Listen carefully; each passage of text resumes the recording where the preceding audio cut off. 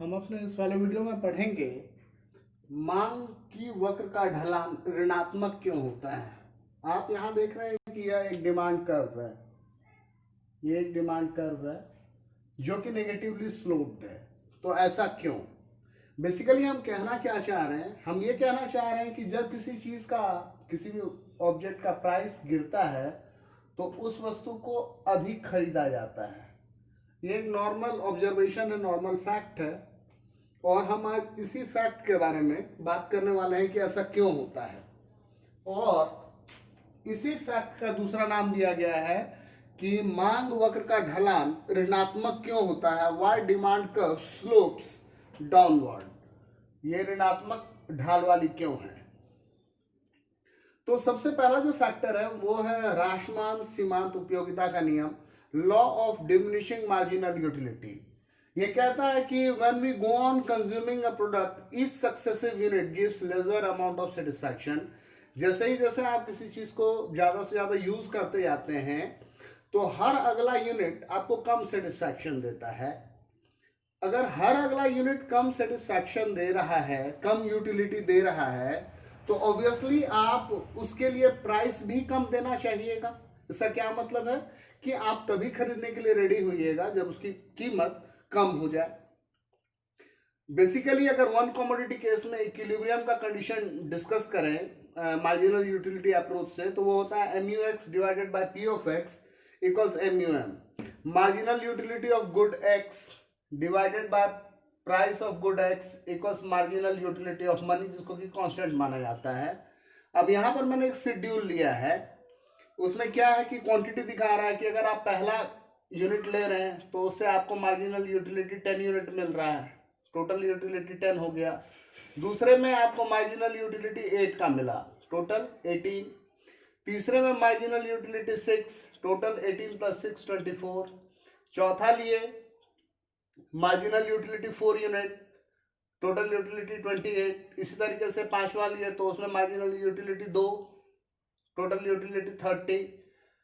छठा लिए तो उसमें मार्जिनल यूटिलिटी 0, TU 30 ही रह गया और सातवें में तो नेगेटिव हो गया।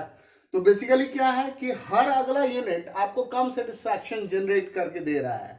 तो अगर सेटिस्फैक्शन कम मिल रहा है तो ऑब्वियसली हम क्या करेंगे, हम कम पैसा देना चाहेंगे। अगर हम कम पैसा देना चाहेंगे, इसका क्या मतलब है कि हम अगला यूनिट खरीदने के लिए तभी रेडी होंगे जब उसका दाम कम हो जाए। दूसरा है क्या, आय प्रभाव, जिसको कहते हैं इनकम इफेक्ट। अब इनकम इफेक्ट में क्या है, कीमत कम होने से मौद्रिक आय, मनी इनकम समान रहने पर भी वास्तविक आय, रियल इनकम बढ़ जाती है। अब इस चीज को ऐसे समझिए, किसी भी व्यक्ति को पैसा पैसे के लिए नहीं चाहिए। We do not need money for the sake of money, we need money because it gives us goods and services and that in term generate satisfaction. अब जस्ट एक सिचुएशन इमेजिन कर लीजिए कि आपको मैं $1 मिलियन दे देता हूं, $1 मिलियन, और आप एक ऐसे आइलैंड पे हैं जहां कोई नहीं है, सिर्फ आप अकेले हैं और बियाबान आइलैंड है, और वहां पे बस $1 मिलियन है। आप क्या कर लीजिएगा? वो आपको कुछ भी सेटिस्फैक्शन नहीं देने वाला है। लेकिन एक नॉर्मल सिनेरियो में कंसिडर कीजिए, गौर कीजिए कि आपकी आमदनी मान लीजिए 10 रुपए में मान लेता हूं, 10 रुपए में मान लेता हूं, और जो सामान आप खरीदना चाहते हैं उसकी कीमत मैं मान लेता हूं कि वो 5 रुपए थी। यानी आप कितना पीस खरीद पा रहे थे? 2 पीस।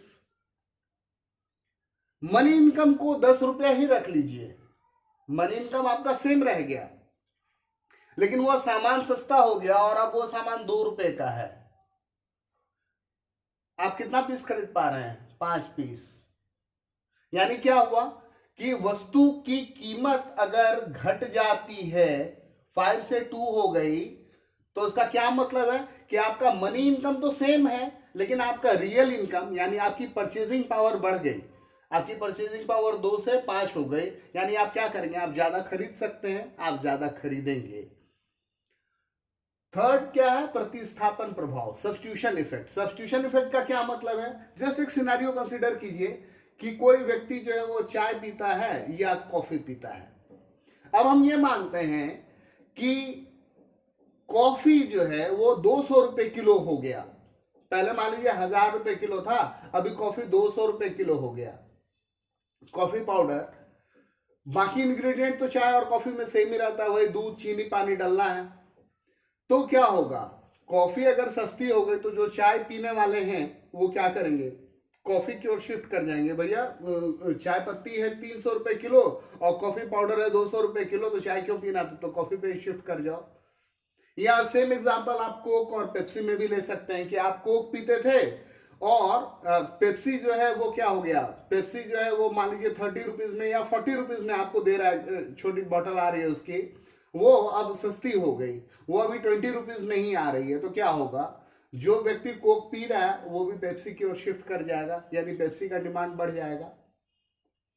उपभोक्ता समूह का आकार, किसी भी वस्तु की अगर कीमत कम हो जाती है तो उपभोक्ताओं का एक बड़ा समूह उस वस्तु को खरीद सकता है। शुरू में जब मोबाइल था तो उसमें क्या होता था, इनकमिंग के भी पैसे लगते थे, इनकमिंग कॉल के भी पैसे लगते थे। अगर आप बैक 2005-2004 के समय की बात देखिएगा तो पेजर चलता था, मोबाइल चलता था और मोबाइल में इनकमिंग कॉल के भी पैसे लगते थे। तो क्या होता था, मोबाइल एक लग्जरी गुड समझाया जाता था, बहुत थोड़े लोगों के पास होता था। लेकिन अभी क्या है, बहुत सारा फ्री है, बहुत सस्ते में बहुत डाटा अवेलेबल है। तो क्या है, ऑलमोस्ट हर आदमी के पास मोबाइल अब अवेलेबल है। तो क्या हो गया कि प्राइस कम हुआ तो कंज्यूमर ग्रुप बढ़ गया, कंज्यूमर ग्रुप बढ़ गया यानी उसका डिमांड बढ़ गया। विभिन्न उपयोग, जस्ट एक छोटा सा एग्जांपल कंसीडर कीजिए, सपोज कर लीजिए दूध, दूध जो है वो फुल क्रीम दूध है अभी मदर डेयरी का, मुझे लगता है कि 58 से 60 रुपए की लीटर है। और अगर 58 से 60 रुपए लीटर है और कोई एक नॉर्मल आदमी है तो वो क्या करेगा, घर में जो बच्चा है, बीमार है, बूढ़ा है, उसके लिए दूध खरीदेगा और वो अपने बहुत सारे चीजों को सेक्रीफाइस कर देगा। उसको खीर खाने का मन है लेकिन भाई दूध इतना महंगा तो हम नहीं खाएंगे। लेकिन अगर वही दूध अगर 60 रुपए लीटर से कम होकर के 40 रुपीज पर लीटर हो जाए तो क्या होगा, उस दूध का खीर भी बना लो, उस दूध का पनीर भी बना लो, उसी दूध से खोआ बना करके मिठाई बना लो, दही जमा लो, सुबह में लस्सी पी लेंगे या और बहुत सारे अल्टरनेटिव यूजेस होने लगेंगे। अभी क्या है कि प्राइस ऐसा है तो जो सबसे मोस्ट इंपॉर्टेंट यूज है कि बच्चे को थोड़ा सा बच्चे को पिलाना है और चाय में थोड़ी सी दूध को यूज करना है, तो उसके अलावा भी और सारे यूजेस हो जाएंगे। इसका क्या मतलब है कि यूज अगर बढ़ जाएंगे तो ऑब्वियसली डिमांड बढ़ जाएगा। तो ये सारे रीजन थे जिसकी वजह से मांग वक्र का ढलान ऋणात्मक होता है, डिमांड कर्व स्लोप्स डाउनवर्ड। ये 5 पॉइंट आपको समझ में मुझे लगता है कि आ गया होगा और आ जाना चाहिए। Thank you.